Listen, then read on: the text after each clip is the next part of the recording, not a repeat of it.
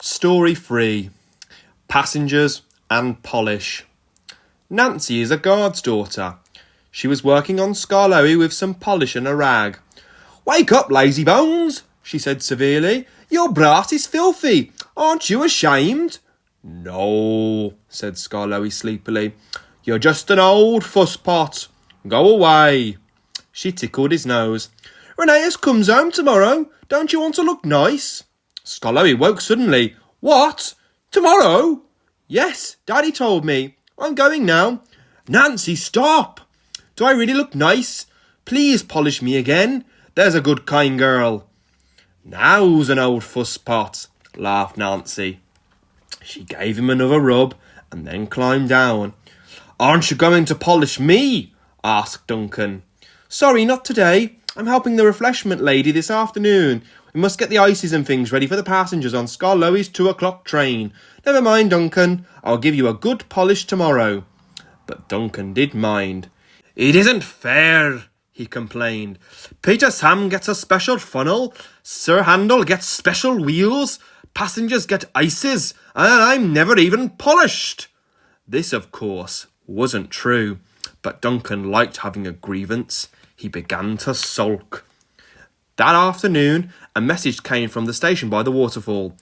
"One of Skarloey's coaches has come off the rails. Please send some workmen to put him right."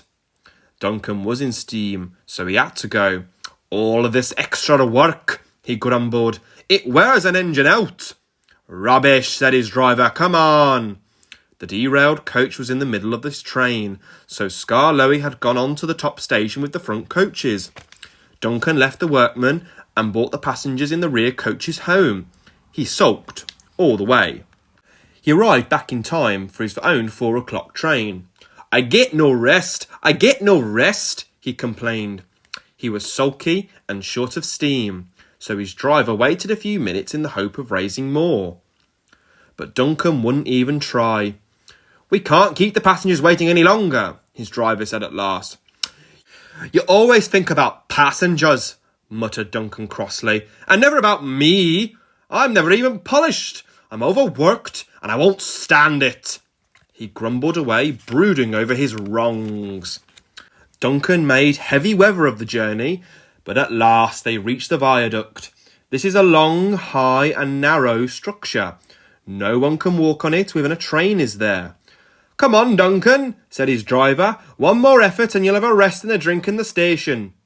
"Keep your old station," said Duncan rudely. "I'm staying here." He did too. He stopped his train right on the viaduct, and nothing his driver or fireman could do would ever make him move another yard. Skarloey came from the top station to haul Duncan and his train to the platform. The passengers were very cross. They burst out of the train and told the drivers, the firemen and the guard what a bad railway it was. Skarloey had to pull the train to the top station, too. Duncan wouldn't even try. The Thing controller was waiting on the platform as Duncan arrived home that evening. He spoke to him severely, but Duncan still stayed sulking. He muttered to himself, "No polish, no passengers," in an obstinate sort of voice.